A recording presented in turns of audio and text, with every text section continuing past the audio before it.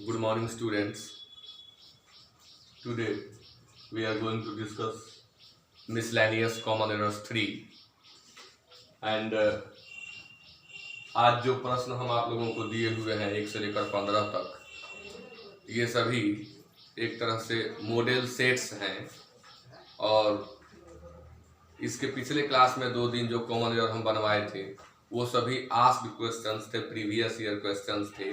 आज वाले सभी मॉडल सेट्स हैं और इन्हें इस तरह से लिखा गया है कि ग्रामर का हर चैप्टर टच हो चुका है इसमें। अब आप देखिए question number 1, I don't like that type of a man. यह क्वेश्चन आर्टिकल चैप्टर से है। That type of a man, यहां पर एरर है। क्यों एरर है? तो चूंकि यह रूल होता है कि टाइप ऑफ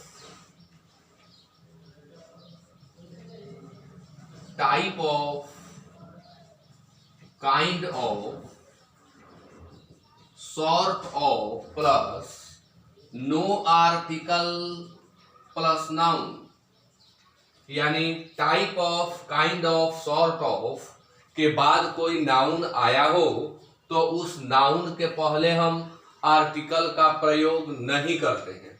आप देख रहे हैं यहाँ टाइप ऑफ आया हुआ है, इसलिए ए का प्रयोग नहीं होगा। हालांकि डॉक्टर अशोक कुमार सिंह की किताब a mirror of common errors में यह लिखा गया है कि यदि काइंड ऑफ, टाइप ऑफ या सॉर्ट ऑफ का प्रयोग इंट्रोगेटिव सेंटेंस में हुआ हो तो ए या एन का प्रयोग कर सकते हैं, लेकिन यह तो इंट्रोगेटिव है नहीं, इसलिए आपका आंसर होगा 3 और यहाँ ए नहीं होगा। Question number 2, he didn't approve of his son raising stupid questions and thereby vexing the teacher. His son raising, approve के बाद हमेशा ऑफ लगेगा, यहाँ करेक्ट है। his son raising यही इनकरेक्ट है, आंसर होगा 2। अब यह किस नियम से इनकरेक्ट है मैं आपको बता रहा हूं किस नियम से यह इनकरेक्ट है। रेजिंग यहां जेरंड का काम कर रहा है और रूल के अनुसार जेरंड के पहले पॉजेसिव एडजेक्टिव का प्रयोग होगा, सब्जेक्ट का नहीं। तो हिज सन यहां गलत है। जब हम नाउन को पॉजेसिव केस में बदलते हैं तो वह अपने आप में अपॉस्ट्रोफी एस ले लेता है, इसलिए यहां होगा सन्स और तब आपका आंसर करेक्ट होगा। आंसर हो जाएगा 2 होगा। रूल को फिर से समझ लीजिए। जेरंड के पहले आने वाले शब्द को पॉजेसिव एडजेक्टिव फॉर्म में रखा जाता है। चूंकि रेजिंग यहाँ जेरंड का काम कर रहा है तो सन को जब हम पॉजेसिव केस में बदलेंगे तो वह अपने आप में अपॉस्ट्रोफी एस ले लेगा और इसलिए यहाँ पर एरर है। आंसर होगा sons apostrophe S. Question number 3, one of her firmest belief. यह क्वेश्चन नाउन एंड नंबर से है, यह केस से क्वेश्चन था। तो one of her firmest belief, आपको मालूम है कि वन ऑफ के बाद आने वाला नाउन हमेशा हमेशा प्लूरल होता है। जिन्हें नहीं मालूम है वे इस ट्रिक से समझ लें, ट्रिक को लिख लें। One of plus plural noun oblique plural pronoun plus singular verb. One of के बाद आने वाला नाउन या प्रोनाउन दोनों प्लूरल होता है जबकि वर्ब सिंगुलर होता है। यहाँ बात वर्ब की अगर हम करें तो ऑलरेडी वॉज लगा हुआ है, इसलिए वर्ब में एरर नहीं है। यहाँ नाउन का एरर है, बिलीफ गलत है। आंसर होगा 1 और हमें बिलीव्स लिखना होगा। शाउट के बाद फिक्स्ड प्रेपोजिशन एट लगता है, यह भी याद करने की चीज है। मैं बार बार बताता हूं कि एक एरर से कई चीजें आप सीख सकते हैं। दूसरी एक महत्वपूर्ण बात, अवेयर के बाद हमेशा ऑफ लगता है। यह एरर तो पूरा नियम से भरा हुआ है। विथ ए व्यू टू के बाद हमेशा जेरंड आता है। यह ट्रिक भी आप नोट करेंगे। With a view two plus gerund बहुत ही महत्वपूर्ण है, कई बार आ चुका है। विथ ए व्यू टू के बाद हमेशा जेरंड का प्रयोग होता है, इसलिए यहां मेकिंग हुआ है। Question number 4, along the northern frontier of India is seen the Himalayas mighty in their splendor। Splendor शब्द के बारे में मैं सबसे पहले आपको बता दूं कि स्प्लेंडर ओल्ड इंग्लिश है, जो मैंने लिखा है। आजकल लिखा जा रहा है स्प्लेंडर DOR, तो DOR भी करेक्ट है और DOUR भी करेक्ट है। पहले ओल्ड इंग्लिश में DOUR लिखा जाता था, अब हो गया है DOR। इसी का डेरिवेटिव है वो स्प्लेंडर, भव्यता, सुंदरता। तो along the northern frontier of India is seen the Himalayas. यह क्वेश्चन सिंटैक्स चैप्टर से है। कैसे इसको हम स्पष्ट करें, कहाँ एरर है? तो यह सिंटैक्स का एक ऐसा रूल है कि यदि वाक्य के प्रारंभ में कोई ऐसा शब्द हो जो समय या स्थान को व्यक्त कर रहा हो, तो उसका सब्जेक्ट वर्ब के बाद रहता है। आप देख रहे हैं अलोंग द नॉर्दर्न फ्रंटियर, स्थान है ऑफ इंडिया, टोटल स्थान हो गया।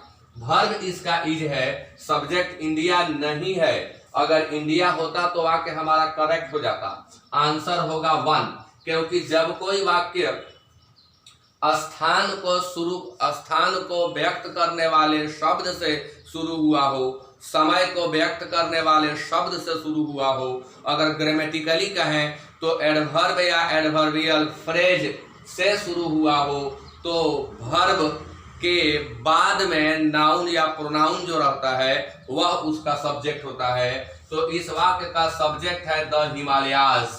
अब जब द हिमालयाज सब्जेक्ट है तो इज के जगह पर आर होना चाहिए था, इज के जगह पर आर होना चाहिए था। Question number 5, I want him to pick up the trays of eggs and kept it gently in the cartoon। यह क्वेश्चन वर्ब चैप्टर से है, 4 नंबर वाला सिंटैक्स से था। अब इस 5 नंबर वाले में क्या एरर है?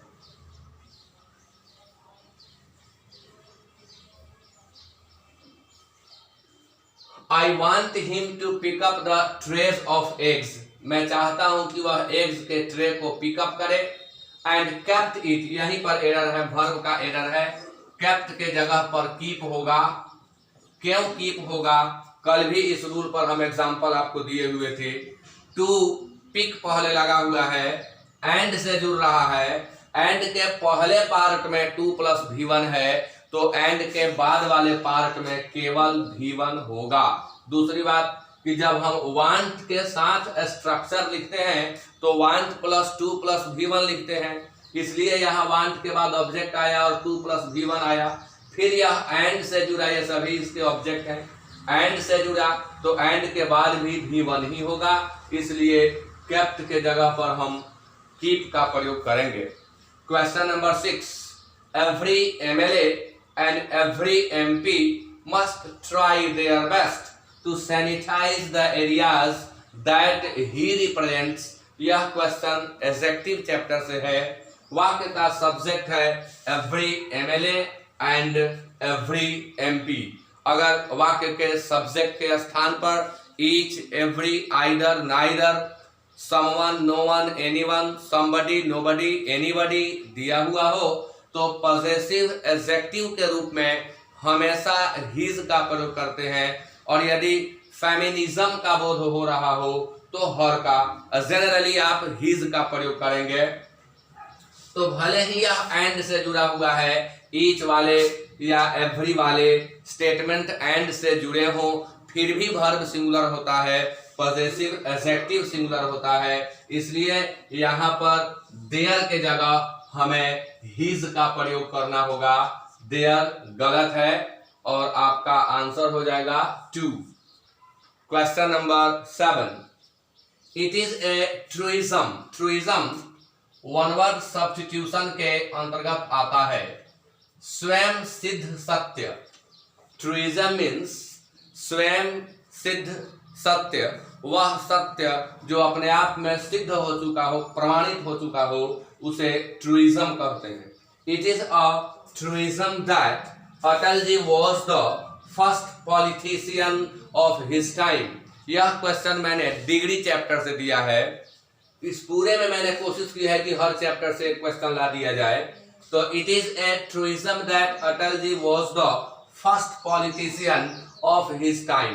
डिग्री चैप्टर के अंतर्गत मैं एक ट्रिक बताता हूं कि जब कभी विद्यार्थियों को फर्स्ट या फोरमोस्ट में अंतर करना हो और वाक्य में of plus possessive adjective plus time दिया हुआ हो तो हमेशा फोरमोस्ट होगा और फर्स्ट का प्रयोग अर्थ के आधार पर करते हैं, यानी प्रथम जब अर्थ मिले तो हम फर्स्ट का प्रयोग करेंगे, और जब वाक्य में of plus possessive adjective plus time दिया हुआ हो तो फोरमोस्ट का प्रयोग करें। फोरमोस्ट मतलब होता है सबसे महत्वपूर्ण या अव्वल।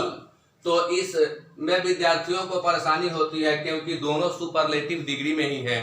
फोर शब्द है FORE, जिसका कंपैरेटिव डिग्री होता है फॉर्मर और सुपरलेटिव डिग्री होता है फर्स्ट और फोरमोस्ट। इन दोनों के बीच के अंतर को मैंने बता दिया ट्रिक से। अगर वाक्य में of plus possessive adjective plus time लगा हो तो पूर्ण विश्वास के साथ आप फोरमोस्ट भरेंगे, सभी जगह सही होगा और फर्स्ट अर्थ के आधार पर आप यूज करेंगे। तो इस वाक्य में देखिए ऑफ हिज टाइम लगा हुआ है, of plus possessive adjective plus time लगा हुआ है, इसलिए यह फर्स्ट गलत है। इस फर्स्ट के जगह पर होगा foremost. Question number 8, the new candidate promised the electorate. यहाँ एक महत्वपूर्ण बात है, इलेक्टोरेट शब्द आया हुआ है। इलेक्टोरेट मतदातागण, इससे संबंधित ग्रामेटिकल बात यह है कि हम इलेक्टोरेट का प्लूरल नहीं बना सकते। कभी भी कहीं भी अगर इलेक्टोरेट्स दिखाई पड़ रहा है तो वहां एरर है ही।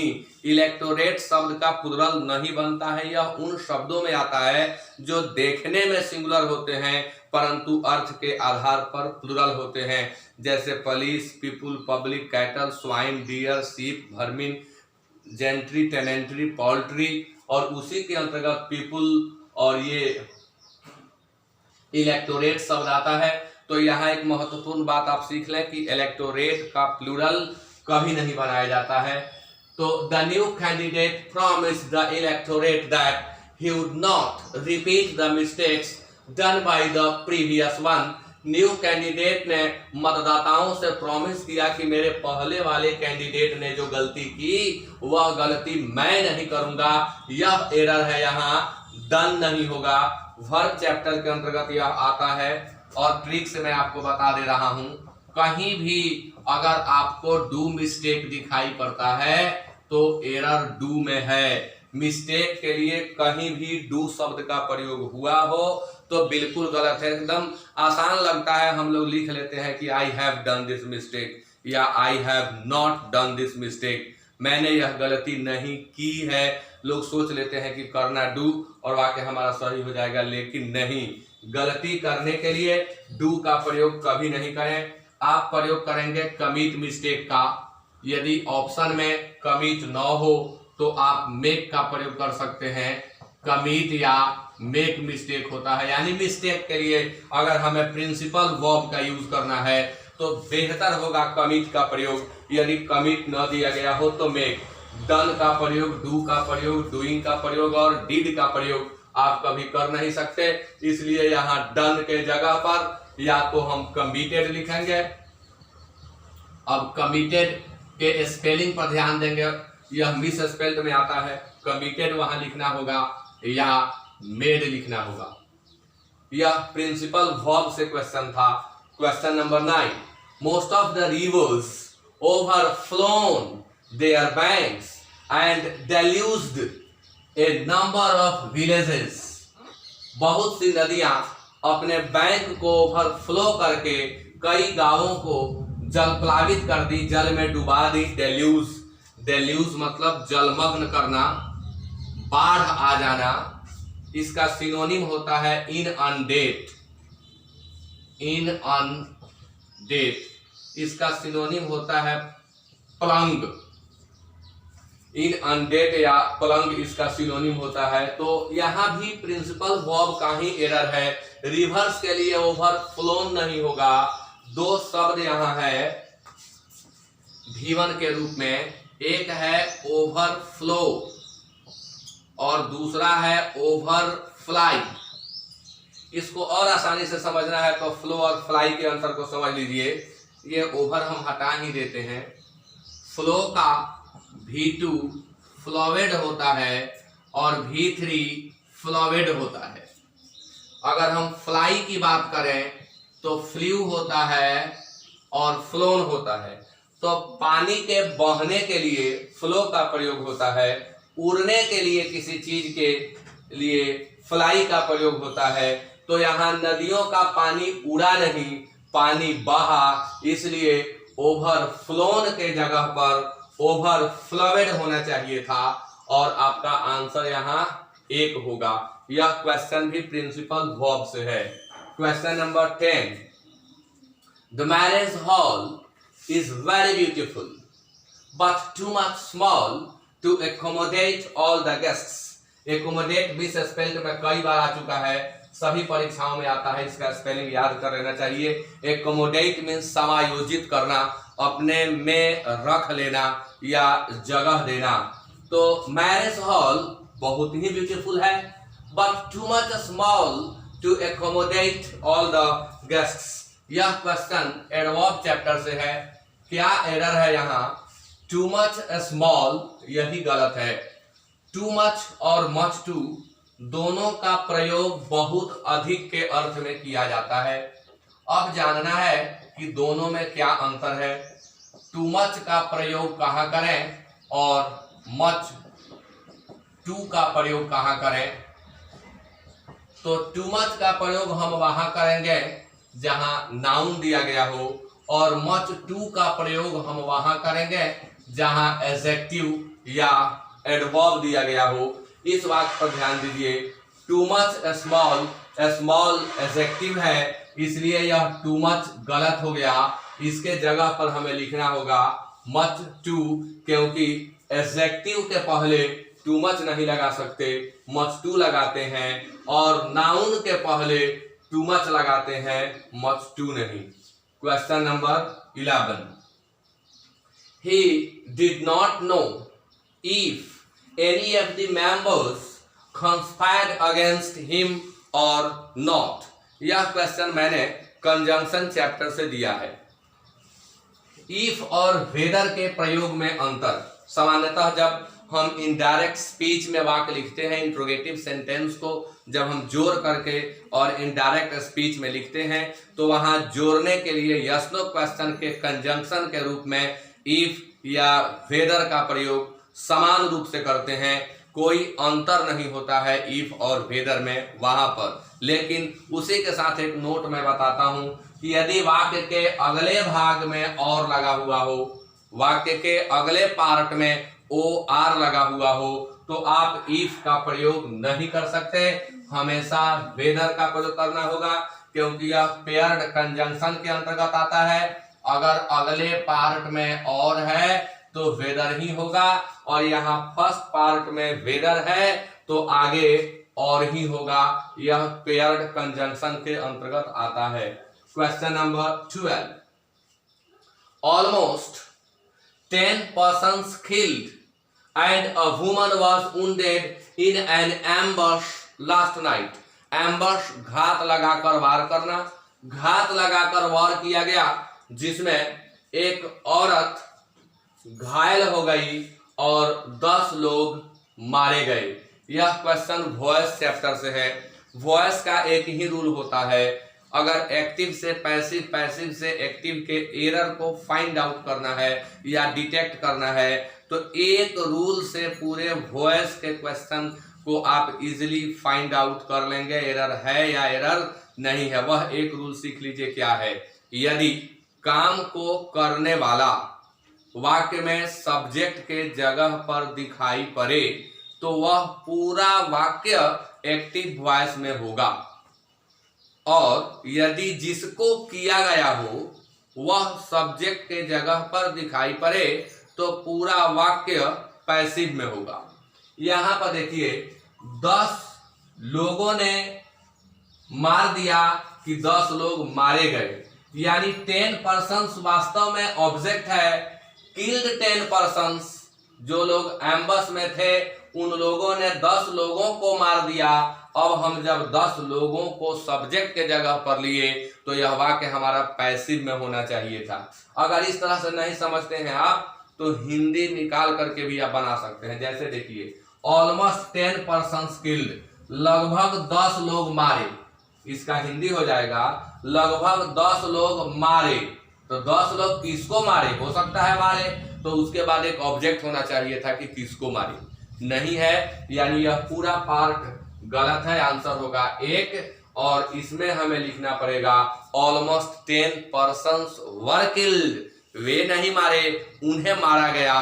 तो जब सब्जेक्ट को कुछ किया गया हो तो वाक्य पैसिव वॉइस में होता है, और जब सब्जेक्ट ने किया हो तो वाक्य एक्टिव वॉइस में होता है। यही एक रूल वॉइस के सभी एरर को आपको सिखा सकता है, और हर एग्जाम में पैसिव वॉइस से एरर रहता ही है निश्चित तौर पर। Question number 13, he asked me what could I do for him during his doomsday। यहां मैंने एक इडियम रख दिया है, डूम्सडेज, दुर्भाग्य के दिन। डूम्सडेज बदहाली के दिन या दुर्भाग्य के दिन। तो he asked me what could I do, इस क्वेश्चन को हम नरेशन के अंतर्गत रख सकते हैं, इसको हम कंजंक्शन के अंतर्गत भी रख सकते हैं। क्या रूल है? यहाँ आंसर होगा 2। किस रूल के तहत आंसर 2 होगा? तो रूल सुनिए, यदि दो क्लॉज WH वर्ड से जुड़े हों तो WH के जस्ट बाद आने वाला clause subject plus verb plus other words के पैटर्न पर लिखा जाता है।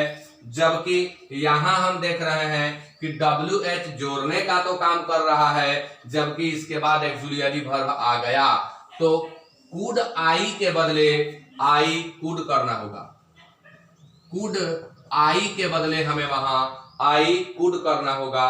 Question number 14, the poet has described about the beauty of his motherland in an exaggerated manner।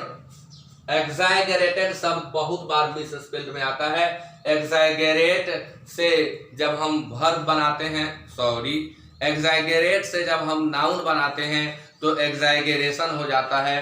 exaggerate means अतिशयोक्ति होना, exaggeration अतिशयोक्ति यानी बढ़ा चढ़ा कर कहने का काम। तो पोएट ने अपने मदरलैंड की चर्चा करते समय बढ़ा चढ़ा करके लिखा या उसका वर्णन बढ़ा चढ़ा करके किया। तो डिस्क्राइब्ड के बाद अबाउट लगा हुआ है, यही गलत है। डिस्क्राइब के बाद कभी भी अबाउट का प्रयोग नहीं हो सकता। डिस्क्राइब हो या इसका सिनोनिम होता है डिस्कस, इन दोनों के बाद कभी भी अबाउट दिखाई पड़े तो आप देखते ही काट देंगे। प्रायः अंग्रेजी बोलने वाले लोग यह गलती करते रहते हैं। प्रायः लोग बोलते हैं we are going to discuss about this and that. Discuss के बाद कभी भी अबाउट का प्रयोग न करें। ठीक उसी तरह से डिस्क्राइब के बाद अबाउट का प्रयोग नहीं होता है, इसलिए यहाँ एरर है। अबाउट को हम हटा देंगे, हमारा वाक्य सही हो जाएगा। Question number 15, all the headmen of Saran district are kindly requested to monitor PDS। सभी सारण डिस्ट्रिक्ट के हेडमैन से आग्रह किया जाता है कि वो PDS को मॉनिटर करें। तो यह गलती सुपरफ्लुअस यूज के अंतर्गत है, रेडंडेंट यूज के अंतर्गत है। अगर हमें सुपरफ्लुअस का सिनोनिम लिखना हो तो हम रेडंडेंट लिखेंगे, यानी अनावश्यक, अननेसेसरी लिखेंगे, अनावश्यक। क्या यहाँ अननेसेसरी लगा है? रिक्वेस्टेड शब्द का जब हमने प्रयोग कर दिया तो काइंडली की जरूरत नहीं है। जिन्हें अंग्रेजी की अच्छी जानकारी नहीं है वे लोग आवेदन लिखने में भी लिख देते हैं you are kindly requested to. यह बिल्कुल गलत है। रिक्वेस्टेड अपने आप में काइंडली रहता है, इसलिए रिक्वेस्टेड के पहले कभी भी काइंडली का प्रयोग नहीं होगा। यह सुपरफ्लुअस यूज के अंतर्गत है। तो आपने आज के क्लास में देखा क्वेश्चन नंबर 1 से क्वेश्चन नंबर 15 तक मैंने सभी चैप्टर्स को टच करने का कोशिश किया। अगर इस तरह के एरर्स को आप बनाते हैं तो एक क्लास में आपका संपूर्ण ग्रामर रिवाइज हो जाता है। तो इस तरह के और एरर भी हम आपको देंगे और जिससे आपका पूरा ग्रामर रिवाइज होता रहेगा। तो इसी के साथ आज का यह सेशन समाप्त होता है। Thanks a lot to all of you and have a nice day.